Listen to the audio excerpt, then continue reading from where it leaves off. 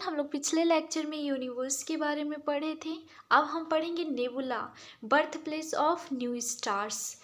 Nebula Hindi हम इसको निहारिका बोलते हैं और ये नए तारों का जन्म स्थान है।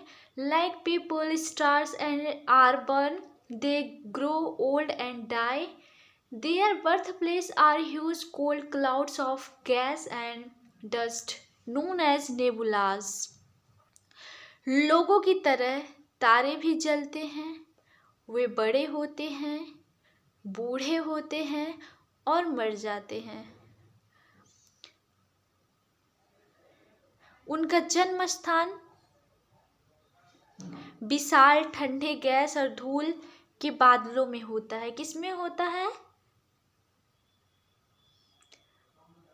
Their birth place are huge cold cloud and gas and dust known as nebulas. बादलों में होता है जिन्हें हम क्या कहते हैं? निहारिका कहा जाता है। इनमें से सबसे प्रसिद्ध, the most famous of this is the Orion nebula. Orion nebula जो है वो सबसे प्रसिद्ध है। Which is just visible with unaided eye, जो बिना किसी सहायता के आंखों से दिखाई देती है। These clouds start to shrink under their own gravity. ये बादल अपने गुरुत्वाकर्षण के कारण सिकुड़ने लगते हैं। As the clouds get smaller,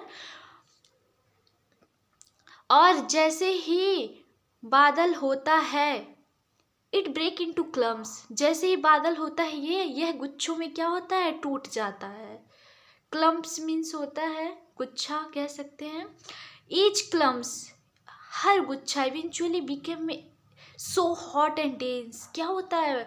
बहुत ही ज़्यादा गर्म और घना हो जाता है। दैट न्यूक्लियर रिएक्शन बिगिन, यहाँ पे जो परमाणु की अभिक्रियाएं हैं वो शुरू हो जाती हैं।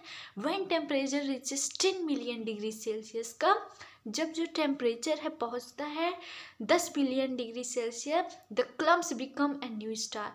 वही गुच्छा एक नए स्टार के, एक नए तारा के रूप में जन्म लेता है। Our sun which is the nearest star to us, जो हमारा सूर्य, जो हमारे सबसे निकटतम तारा है,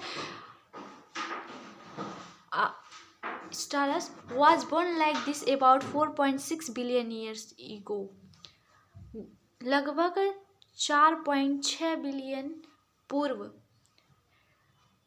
इसी तरह बना था। तो हमें यहाँ पे क्या सीख मिलती है? क्या सीख मिलती है? यही कि किस तरीके से तारों का जन्म होता है। हम ये समझे कि जो तारे हैं हम ही लोग जैसे, मतलब जन्म होता है, वो बढ़ते हैं, फिर बूढ़े होते हैं, फिर मर जाते हैं। उनका जो बर्थ प्लेस है, मतलब कि जन्म स्थान है, वो कहाँ है?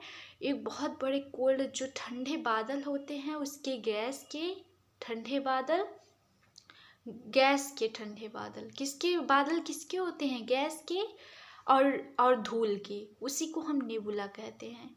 जो सबसे ज़्यादा नेबुला जो फेमस है, प्रसिद्ध है, वो क्या है? ओरियन नेबुला है, जो विजिबल देता है, हम बिना किसी सहायता से देख सकते हैं।